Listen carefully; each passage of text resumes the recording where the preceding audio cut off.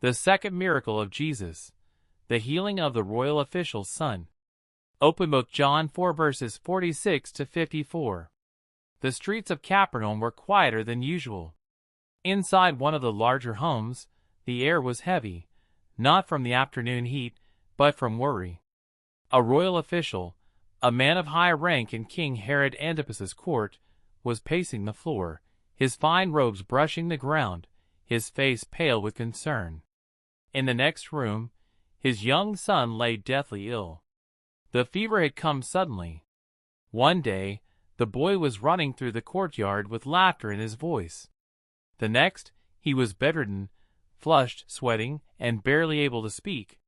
Doctors had come with oils and herbs, and servants had brought cold cloths and whispered prayers. But nothing helped. Every hour, the child grew weaker. For a man used to power and control, this helplessness was unbearable. His gold and position meant nothing here. He couldn't command healing. He couldn't reason with death. But then, a servant burst in with news. The teacher, Jesus of Nazareth, has returned to Cana. The name hit the air like lightning. Jesus, the miracle worker, the one who turned water into wine at a wedding not far from here. Rumors had followed him from town to town, how he healed the sick, cast out demons, and spoke with divine authority. Some scoffed. Others believed. The official had no time for debate. He would not sit and watch his son slip away. If there was even the smallest chance that this Jesus could help, he had to take it. He left immediately. The journey from Capernaum to Cana was about 20 miles, mostly uphill. The road was rough and dusty. But the distance didn't matter. The only thing that mattered was reaching Jesus in time. As he rode, every mile seemed longer. Was his son still alive? Would Jesus agree to come? Would he make it back in time? His heart pounded with every step of his horse. Finally, he arrived in Cana, weary, dusty, and desperate. Jesus was there, surrounded by people, followers, the curious, and the skeptical. The official pushed his way through the crowd and dropped to his knees before him. "Lord, come down with me to Capernaum. My son is dying." This wasn't a rehearsed speech. It was a father's broken heart poured out in a single sentence.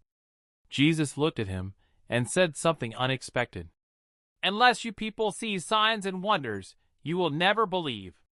John 4 verse 48.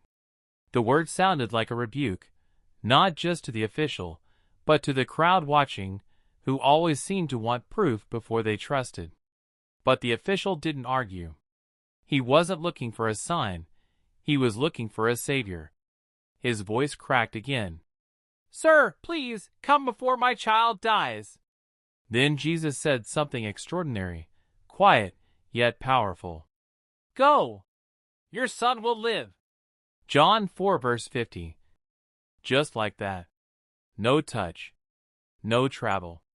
No ceremony. Only a spoken word. The official stood there stunned. No miracle had yet been seen.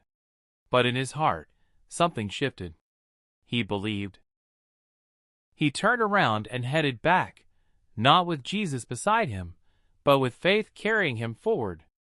As the sun dipped low and the sky turned amber, he made his way down the long road to Capernaum.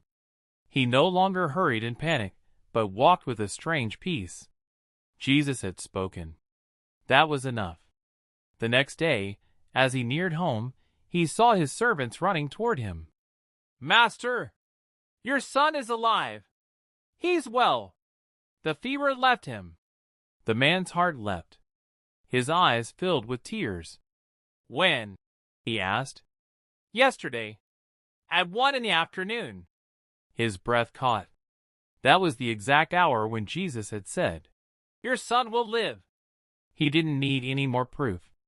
He knew Jesus had healed his son from a distance, with nothing but his word. The official returned home and embraced his boy, holding him close with unspeakable gratitude. The child who had been at death's door was now full of life, smiling, laughing, asking for food. And from that day forward, something even greater happened in that house. They believed. The official, his wife, his servants, his entire household, they believed in Jesus, not just as a miracle worker, but as the Savior. This was the second miraculous sign Jesus performed after coming from Judea to Galilee.